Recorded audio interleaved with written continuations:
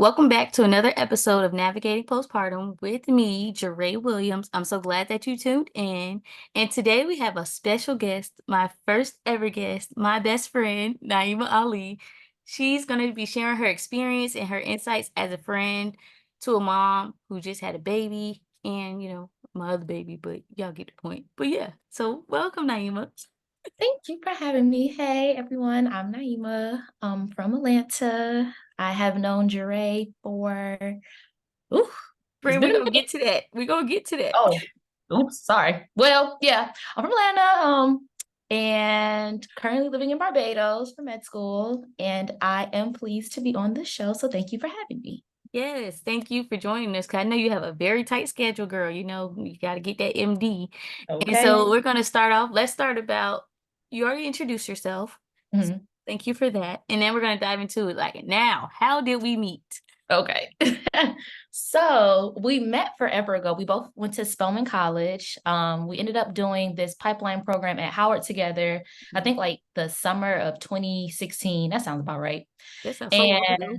I know. And what's ironic about it is, although we went to Spelman together, like we knew each other from school, but we didn't actually become friends until we left school and went to Howard. Yeah. And then from there, we came back to school, and yeah, the rest is history. Yeah, yeah. That's crazy. I forgot about that program. I know, right? In a minute. I know that's so crazy. Okay, so I know over the years we've just been growing and doing different things, and just our friendship has grown as well. So let's talk about how our dynamic has shifted after I had my first son. Did you notice any changes in our friendship? Um, Let me see. After Sonny was born, no, I can't say that I did. Let me see. I tried to be there as much as I could as a friend, trying to navigate that role, and just be there, but not like be overbearing.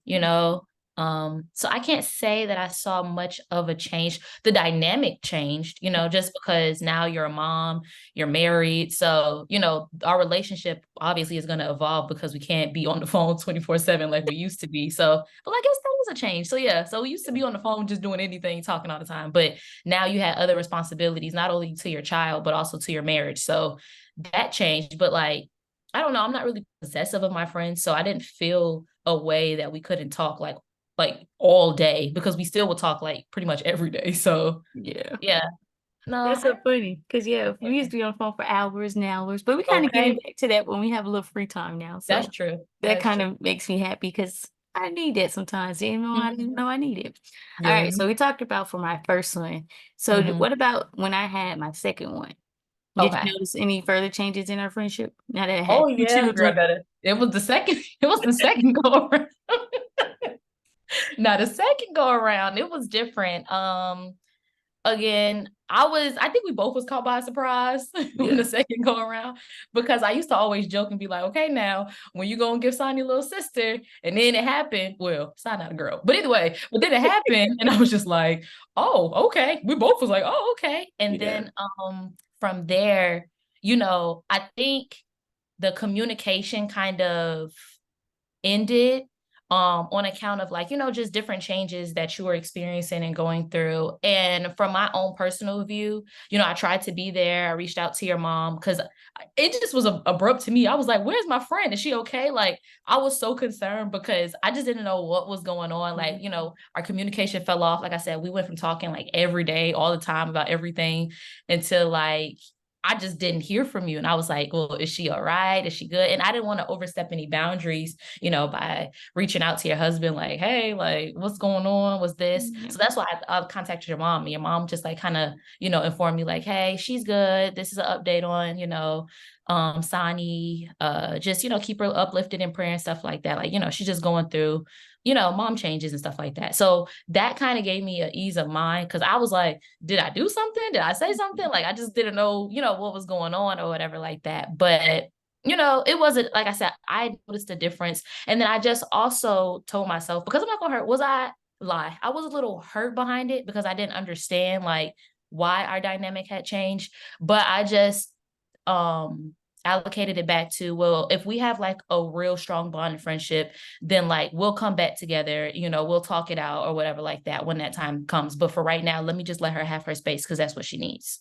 Yeah, thank you for sharing that. Because I know for me, it was more so like nobody's gonna understand. I got all this going on, and then it's like at one point, I was like, it's different when you have friends who don't have kids because they're like, they don't really understand the changes that you're going through. And so I was like, well, I just keep to myself, because I don't want to be that person. Even though I'm grateful for my kids, but sometimes it's overwhelming, especially like if you have a second kid and you're like, oh, I wasn't expecting that. And so that was Mhm. like a lot of things I had to navigate through as well. And I was just like, I don't want my friends to feel like, I'm making it about myself, or like if I express to give it, talk about what's going on, I don't want them to, bring it like make it about them. And I was just like in a place where I was like, I don't know. But then it was so many moments in life and it had milestones and stuff where I was like, dang, I want to talk to my friend. But I was like, is that gonna be awkward if I randomly like Mhm. text you out the blue? And so for Mhm. me, it was like that time had passed, but I was just like, okay, you gotta just, text her, even though it's gonna be random. But it was like, I need my Mhm. friends, but I didn't realize how much I needed our friendship until after I had my son and I was in a better mental state where I was just like, I don't have a lot. Well, there's always gonna be things going on, but I don't have Right. it where, the hormones and my Mhm. toddler, he him. And it Mhm. was just like a lot happening. And then like even with my husband, I was just like, it's so much going on.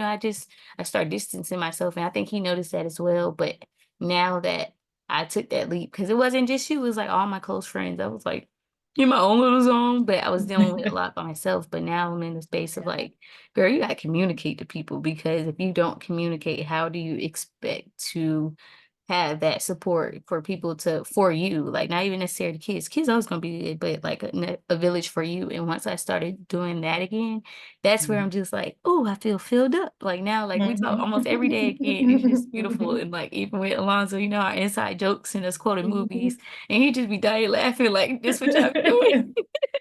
So it kind of gives me like a little feel of like you are still you despite having your kids and taking a role as a mom. Like you're not alone.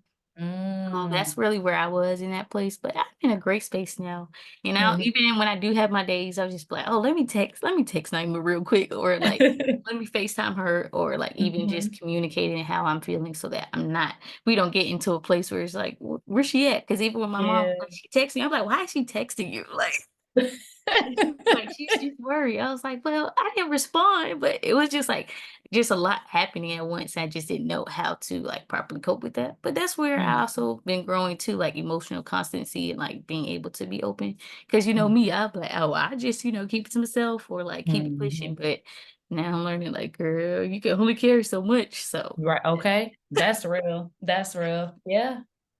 Yeah, I agree. Like, and like you said too, like, I think for us, like the evolution of our friendship from you having your children, like coming back to that, it didn't even feel like estranged or like a mhm, strain. Like what's crazy is like, we went months without talking to each other, but because I could feel your authenticity when you reached out to me, like you weren't like, hey girl, I was going through a lot, but you should understand. Like it didn't come off like yeah, abrasive, like, well, okay, but like where you been? Like it wasn't like that, it was very compassionate, like, and I could see like not I don't want to say remorse, but I could see that, you had self-reflected on it and you were like, mhm, I did this, I didn't mean for it to happen this way, but now that it did, I'm gonna extend you the option. Like if you want us to continue our friendship, we can. And if not, like I'm also understanding of that too. And like this is where it comes into play, like where you have to extend people grace, because like in that moment, I wasn't there, so I don't know the ins and outs of what was going on. However, I knew that you were going through something. And mhm, as a friend, you can't call yourself a friend to somebody that you have to be able to play different roles in people's life at different seasons that they're going through, right? And at that time, my role in your life was just to be able to support from a distance. It wasn't supposed to be hands-on. mhm, So I had to be able to embrace that and understand that. So when you did finally reach back out, I didn't have any ill will like within me or, harboring any yeah, like like past notions that I might have had, like, or oh now she want to reach out to me. Like it wasn't even like that. Like even when you did reach out and stuff like that, like I was happy, like it took me a yeah, moment. I was like, let me process stuff, let me see how I want to respond because I don't want my response to come off ill will as well. mhm, But it was like I was happy to hear from you because I had missed you, I had missed Sonya. Like, it was so much that was yeah. going on that I wasn't a part of. So I was happy for us to get back on track. you know? And I also think too, it's like maturity too as in growth, because I was like, they're not gonna understand. People gonna be like, well, you didn't went ghost, you didn't talk to me, and now you want to talk to me. That's kind of how. Mhm. So, but you know how they say sometimes you make a bigger scene in your head than actually Mhm. happens. But I Mhm. think too, it just made our friendship even stronger because I'm like, dang, like even if I do like like went mute or ghost or whatever, but when I came back, like she was there and she was like calling me again, like you good.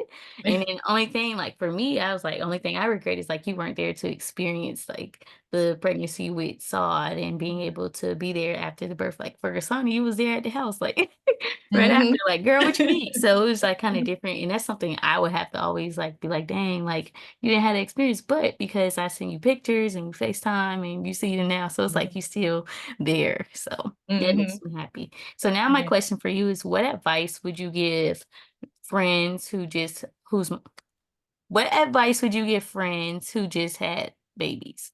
And how would you do that dynamic? So how would you tell them like, okay, how do you navigate with that as a friend when your friend just had a baby? Be there, be supportive, play a role, but also don't overstep your boundaries. Like respect the parameters of you all's friendship and relationship, right? And just be able to like roll with the punches. Like life is not cookie cutter. Like it's not always going to be what y'all set out and plan for it to be. That's life. You know what I'm saying? Like no Mhm. one day goes as you planned it for it to be. And you have to be willing to accept that to, be able to adapt. And that's what's going to make you all's friendship last. That's what's going to make it be strong. And also just be honest, have open communication too. Like even with us, like in that moment where it did go dark, though we weren't communicating stuff like that doesn't mean that you still can't, pray for somebody or, still innovate in different ways and different aspects. So just be able to be adaptable. That's really what it's gonna take. And be compassionate, be understanding. Like put yourself in that position, even if you don't have children, just put yourself in a stressful and situation and think like, well, what would I do? How would I handle it? And try to see it from the other person's lens. Like when you can do that, that's when you really can overcome any obstacle, honestly. Yeah, I appreciate that. And also something that you reminded me too, we had a conversation one time. You were like, we were talking about something else, but it was like something that dawned on me was like how you still said that, people, everybody always has things going on, but it's just about you prioritizing what's important to you. And so Mhm. for me I would tell new moms, like talk to your friends, let them know, like, even though they don't understand the season that you're going through, but they can be there with you to walk you through that season because oftentimes we forget about building our own village. So you have a village for your kids, and people are always going to be able to, help the children, but you have to build your own village to pour into you as well. Because oftentimes you'll try to thinking, oh, we can distance ourselves because they don't understand, but that's going to make you lonely, and that's going to make you Mhm. be in a state of like, nobody cares about me, nobody calling me. But Mhm. if we don't have that open communication, how can we expect that? And that's where also like other symptoms of postpartum start to play a role, like other stressors as well. But like even being lonely can make you depressed or have you become anxious and things. So that's why I Mhm. would say just have open communication. And would you like to tell people anything else before we end this episode? Um, Outside of everything that we've said, just honestly, at every root of your relationship, try to keep a spiritual tie there and connection there too. Like, I feel like that's really vital and important as well because me and Jaree, we laugh, like we joke and stuff like that. We send our memes, but at the end of the day, we stay in the word as well. And when you can Mhm. do that and anchor yourself to something else outside of just whatever brought you all together, that's what'll sustain the relationship as well. That is so true. That is so true. Well, thank you so much, Naima, for coming on and sharing these insights. Absolutely. I hope we have more episodes together. Y'all let us know how you guys thought about this episode. Make sure that you screenshot the episode and put it in your stories and tag me at Williams on Instagram. And yeah, and just see how our friendship grows and be able Mhm. to just subscribe to my email as well so you can get tips on a regular. But with that said, thank you guys so much for tuning in. We appreciate it. And until next time, Bye. bye.